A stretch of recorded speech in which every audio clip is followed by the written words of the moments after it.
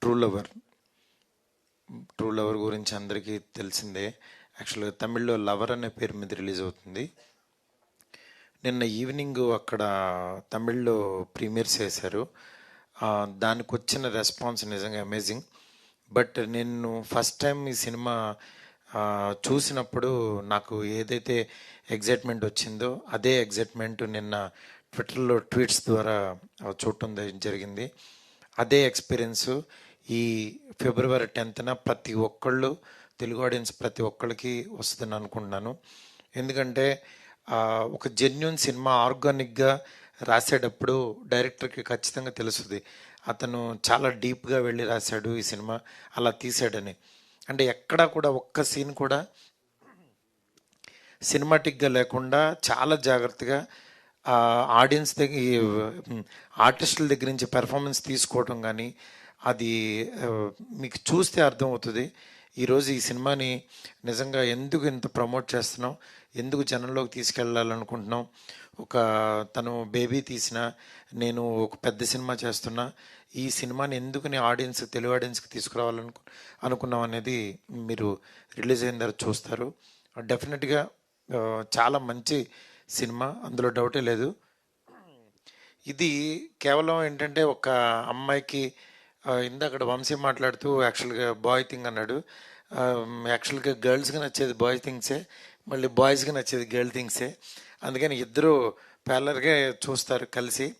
ఈ cinema family కూడా, entire family కూడా కూర్చొని చూడొచ్చు. ఎక్కడ కూడా కొంచెం కూడా ఎక్కడ డిస్కంఫర్ట్ ఉండదు. అట్లాగే మన తెలుగు అమ్మాయి ఈ గౌరీప్రియ నిజంగా అద్దరగొట్టేసింది. ఒక ఫోన్ కట్టు ఏడుస్తూ మాట్లాడుతూ ఎన్ని రకాల పెర్ఫామ్ చేయాలో అంతా చేసింది. నిజంగా హ్యాట్స్ ఆఫ్. అట్లాగే మణికందన్ గురించి చాలా మన తెలుగు పర్సన్ లాగా ఓన్ చేసేసుకున్నాం. ఫస్ట్ డే నుంచి అతను ఎవరో తమిళ హీరో అని అట్లా లేకుండా చాలా ఏదో మా ఇంట్లో ఒక పర్సన్ లాగా, మన మధ్యన తిరిగే పర్సన్ లాగా అనిపించాడు. తెలుగులో కూడా ఈ ఇద్దరు పేరుతో మా మాస్ మూవీ మేకర్స్ మీద స్ట్రైట్ సినిమా తీయాలనుకుంటున్నాం.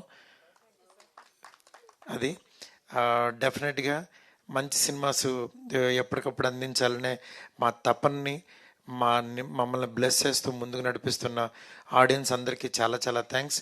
ఈ సినిమా రేపు ఈవినింగ్ ప్రీమియర్స్ పడతాయి ఇక్కడ.